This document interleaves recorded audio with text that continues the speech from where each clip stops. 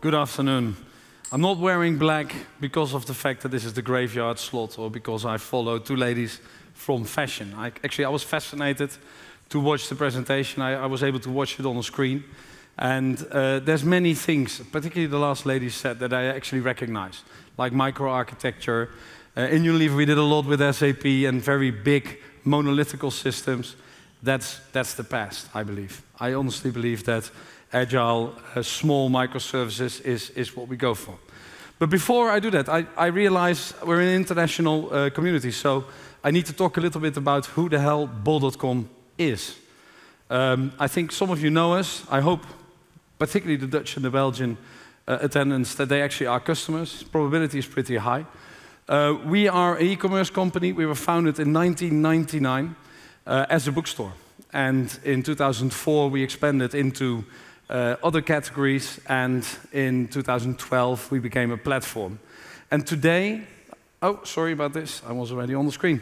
And today we are a platform that serves 13 million customers in the Netherlands and Belgium. We sell over 40 million unique products.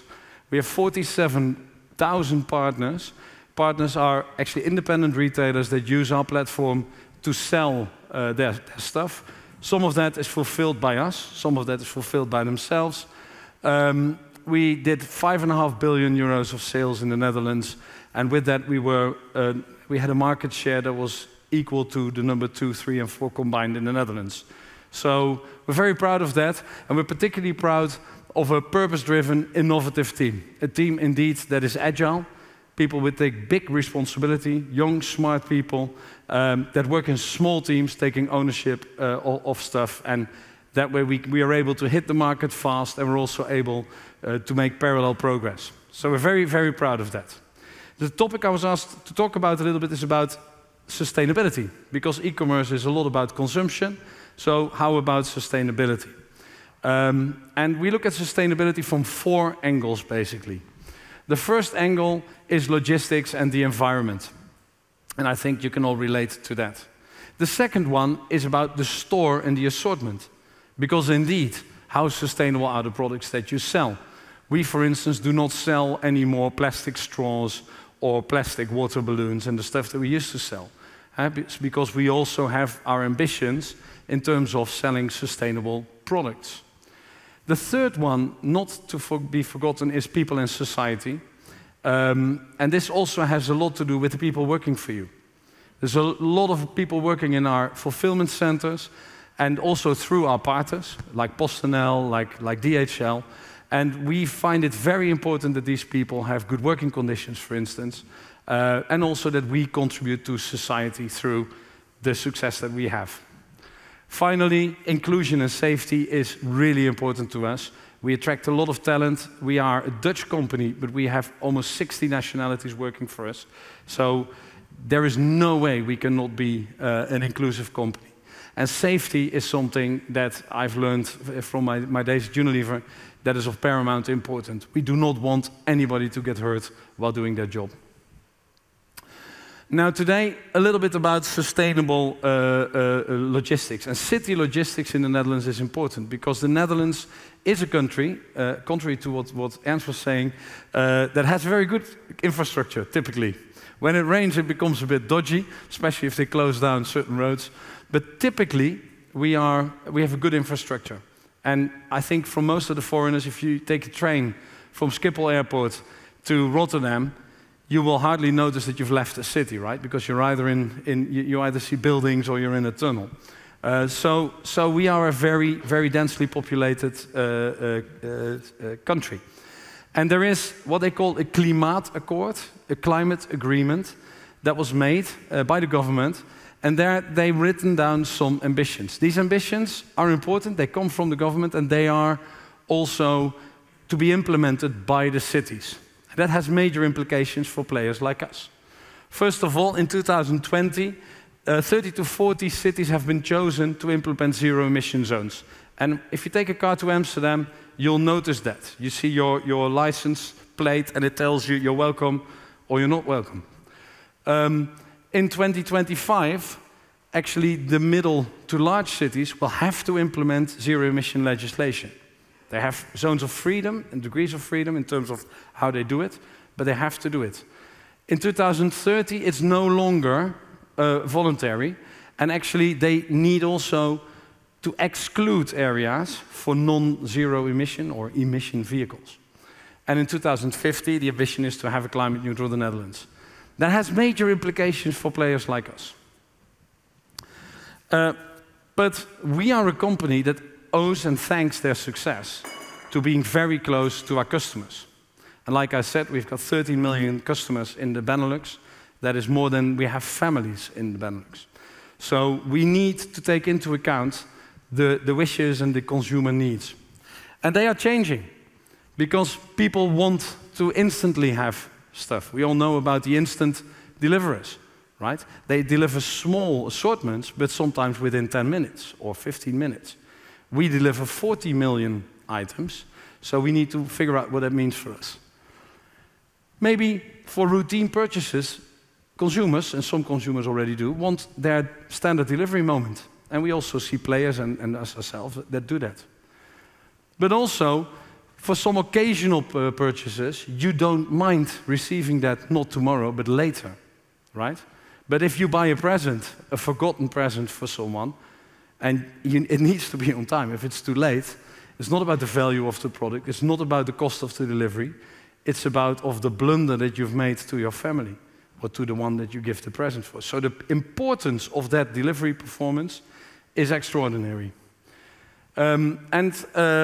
Maybe in some cases people want sustainable options. You already see that, and I'm sure you had presentations about that, how you measure the impact, how you make people choose. And in a company like us, an agile company, you experiment, because we have 13 million people that are our customers. We have 40 million items, so what we can actually do is real-life testing and just see what happens. What happens to conversion? If it's good, we continue on that road. If it's not good, we try something else. So we scientifically design our experiments to make sure that we can follow the consumer needs closely. In short, and that's a little bit the bottom one, consumers want options that fit their lifestyle. That's what they want. They want it to be delivered in the office. They want it to be delivered at home or wherever they are. And that is opening a lot of opportunities. But if you take them together with what I just said about, for instance, legislation coming up, there are also restrictions that we see. Now, how are we doing today? Today, we are working a lot on transport and packaging, which are two very big ones in terms of footprint, for instance. And we've developed, together with CMC, a packaging machine deliverer, where we have developed what we believe to be the first automatic packaging machine that can actually pack completely different items together in one parcel. Minimize the carton, minimize the air, minimize the filling material, and actually being able, with algorithms, with scanning, and also with the mechanics of it, of course, to be able to combine the multitude of combinations that you can think that are possible from the products that are in our warehouse. At Unilever, we would put 6 bottles of Dove in a box. That's easy, right? But combining everything that you have in your warehouse and being able to pack that automatically into a box with a carton that fits tight is really a challenge. And we've partnered together with CMC to do that. It allows us, of course, to reduce the packaging. It allows us also to put more packages in the vehicles, which also adds to sustainability. And what it also enables us is to, when you order, 3 items in one order, you would like them to be delivered together. So that's also helped by that. So we innovated with that. We're scaling that rapidly. So that's a good example of how the packaging can also really help. By the way, the first option that we always look at is whether we need to pack it at all. So we already ship a lot of stuff with just a shipping label on it, and consumers love it. Another one is we collaborate a lot with the carriers, right? And we took a stake in a company called Cycloon, fietscouriers.nl. It's the leading bicycle courier company. They are operating in 50 cities at the moment, and they are completely, of course, fueled by bread and butter, and not by anything else. So that's really going to help us to enter in those zones to make sure that they can also deliver sustainably to the customers. Of course, our buildings are BREEAM certified to the highest standards. We're not unique in that, but that's the funny thing is, what is a standard in one day is, how do you say it, what is innovative in one day is the standard a couple of years later. So that's something that we need to continue on. And also, since the beginning of this year, we are the first e-commerce platform in the Benelux that is certified by the Climate Neutral Group. So we've reduced a lot. For instance, between 2020 and 2018, we reduced our carbon emissions by 39%. The numbers for 21 we haven't completely worked out yet, but it will be a further reduction. And the rest, and by the way, we also, for instance, power our warehouse by local solar and wind energy.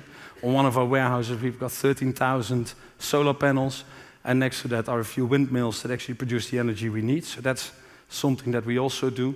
But the rest, we actually compensate through the projects that are certified by VCS, perhaps you know this, and we actually are, with that, compensating for the remaining carbon emissions. But it doesn't end there, particularly not if you think about the legislations that's there.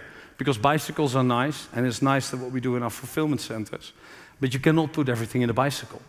We also sell washing machines, we also sell, well, we also go to areas that are not that densely populated. So there are other elements, and a few things that I think that we see in the market and that we are looking at. So also in the context of the IPO, I cannot comment on any specific plans. I'm sorry about that. A year ago we could say more, but because of the fact that Ahold has announced that there is an intention to prepare a potential sub-IPO, we need to be careful with making predictions. I'm sorry about that, because we're very data-driven, so normally we would love to talk about all the numbers and all the plans. We have to be a little bit more cautious. However, what we are doing, and what everybody can expect from us, is that we actually look at the market. And there are interesting things, because something has to go to a city first. And there are projects, and they're really, at the moment, not, you know, a walk in the park. Things like Hyperloop, you know, that can actually help, because it is fast, and it's kind of a big pipe, actually, into a city. So we think that's a potential thing, and it reduces line haul movements. Another thing that we see, in the roadmap that I showed you, you saw that cities have a big role to play. They need to implement laws, and they need to implement rules. We expect some of the cities to come up with so-called white label hubs, where everybody will need to deliver to, and then from there, all packages will be combined, for instance, to households. And particularly if you think about the shortage of houses in the Netherlands, there is a big shortage of houses. We expect a lot of newly built programs, and actually in those new to build houses, you can actually integrate solutions to then deliver the parcels in the house in a safe way. So that's a space that we are watching very closely to see whether that's relevant for our customers, and of course, that is relevant for our society. I already alluded to it. In the city, there are smart handover systems. Of course, with new to build houses, you can actually build those in. But for instance, lockers, we've announced that we're going to plant almost 1,000 locker walls in the Netherlands, together with partners, with Albert Heijn, of course, with Budbee, and with other players. So we really like to expand that, and we believe those are also smart handover solutions that actually limit the amount of vehicle movements. And finally, Agvs. It's a very sexy topic. I've seen them in factories. I was in a restaurant recently, and actually the waiters got their deliveries with a robot, and all they needed to do is put it on the table. I don't know whether it's the future or not, but we're definitely looking at it. And really combined also with those white label hubs, we believe there might be something in there. So we've come a long way in terms of reducing our carbon footprint. We're not finished yet. We also believe that reducing is better than compensating, let's be honest. But we already said, as of the beginning of this year, that we took our responsibility at least to compensate the remaining piece, and we will continue to reduce year on year. That's at least our intention. So with that, I hope I've given you a little bit of an insight in where we are, what we've done. And I really hope to see more of you in the future. Thanks.